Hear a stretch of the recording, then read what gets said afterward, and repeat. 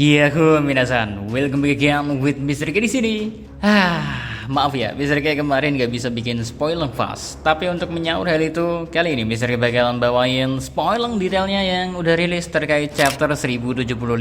So, without continuing long again, it's time to spoiler time. Let's go.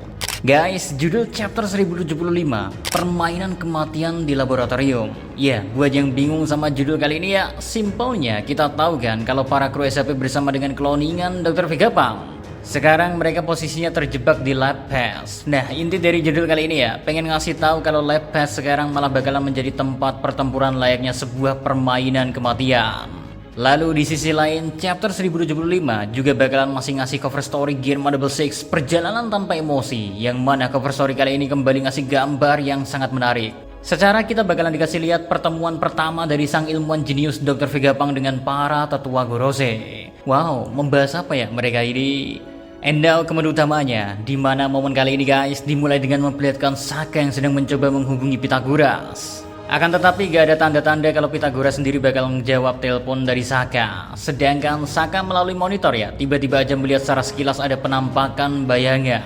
Yang mana gak lama dari kemunculan bayangan misterius itu ya, Denden Mushi yang awalnya ngasih seluruh gambaran dari setiap penjuru lab, mereka tiba-tiba aja menghilang dan layar monitor Saka pun seketika gak menampilkan apapun. Nah, dari situ Saka pun langsung menyadari kalau ada seseorang di laboratorium itu selain rombongan yang datang bersama mereka. Ya, bersamaan dengan itu ya, Luffy aja sampai bisa menyadari hal itu. Soalnya Luffy yang menggunakan headphone pada telinganya, dia tiba-tiba aja kehilangan seluruh komunikasi karena tiba-tiba aja terputus. Makanya Luffy yang aneh dengan hal itu bergerak menuju Saga.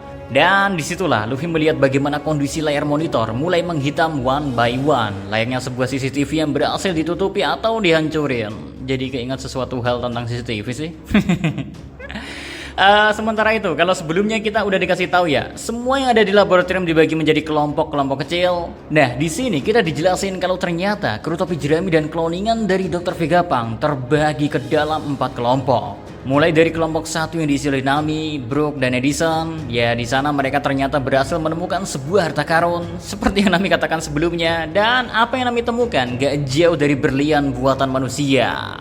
Next ke kelompok 2 ada Chopper, Robin, dan Atlas yang sudah berhasil diperbaiki. Mereka yang juga mencoba mencari Dr. Vegapunk malah bertemu dengan potongan-potongan dari organ-organ manusia. Sampai dengan gampangnya Robin mengira kalau gimana jika organ-organ itu milik Dr. Vegapunk dan dia udah berhasil dipotong-potong. Lanjut ke kelompok 3 ada Sanji, Jinbe, dan Stacy. Ketiganya berjalan ke sebuah area yang memperlihatkan tempat pembuatan senjata. Ya, di sana ya, Sanji seperti biasanya ingin menggoda Neng Stacy. Bahkan Sanji secara sukarela menyuruh Stacy untuk memanggilnya anjing. Ini kocak sih, Sanji untuk pertama kalinya pengen jadi anjing ya.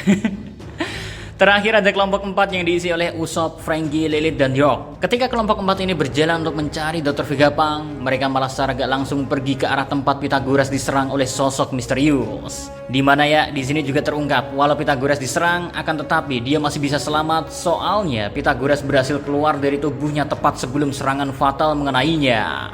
Nah, York yang ada di situ juga menemukan kalau S-Snack ternyata ada di dekat area itu. York sebenarnya mencoba untuk mengelus dan menyuruh S-Snack berhenti, akan tetapi sepertinya itu semua sudah terlambat. Secara gak lama dari momen York mengelus kepala dari S-Snack, tiba-tiba aja ya S-Snack merubah York menjadi batu. Ya, gak cuma berhenti sampai di situ. S-Snack kemudian lanjut menyerang orang-orang yang ada di kelompok 4 tadi. Sampai-sampai Usopp, Franky, dan Lilith aja harus melompat ke lantai bawah untuk melarikan diri. Nah, yang menarik ya, ternyata nggak cuma S-Snack aja yang tiba-tiba menyerang seluruh orang yang ada di laboratorium. Pasalnya, di bagian ruang kontrol nantinya kita dikasih lihat bagaimana S-Bear dan S-Hawk datang dan menerobos masuk sambil langsung menyerang semua orang yang ada di sono, termasuk agen CP0 yang harusnya menjadi orang yang mereka lindungi. Well, gara-gara serangan mendadak yang mengarah ke ruang kontrol ya, Luffy dan Zoro aja sampai harus menggendong Lucy, Kaku, dan Saka agar bisa menghindari serangan laser yang mengarah ke mereka.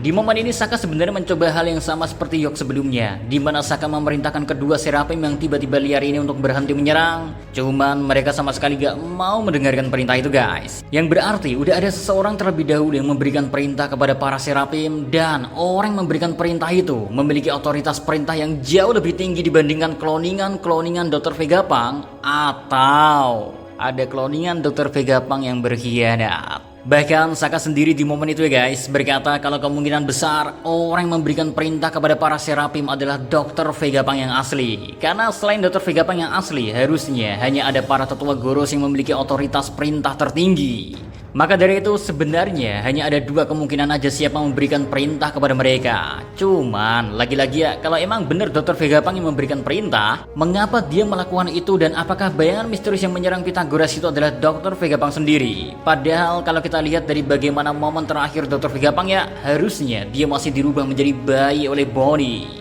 But balik fokus lagi ke momen di ruang kontrol di mana Lucy dan Kaku yang pada akhirnya bangun. Mereka berdua langsung berkata kepada Luffy dan Zoro untuk membuka ikatan mereka. Soalnya lebih baik mereka ikut bertarung bersama daripada hanya diam dan terikat. Ya, Lucy bilang ke Luffy untuk menyingkirkan borgol batu laut yang ada karena dia bakal bertarung bersama dan mereka berdua tentu akan berguna untuk melawan Serapim. Tapi guys, Luffy dan Zoro yang mendengar permintaan dari Lucy itu, keduanya hanya membuat wajah jijik dan tak memberikan respon lanjutnya. Ya ini karena Luffy dan Zoro udah pengalaman di Enies Lobby ya. Kok Enies Lobby tuh? Water 7 lah. Ya sama sih dua-duanya. Lalu satu informasi penting lainnya, sayang no break next week. Kapan sih liburnya re? Kalau kayak gini sih tiap hari juri-juran konten. Ya itu dia terkait spoiler detail kali ini guys. So see you next time. Adi Zekare Balos, Daisy Salam Adi Media.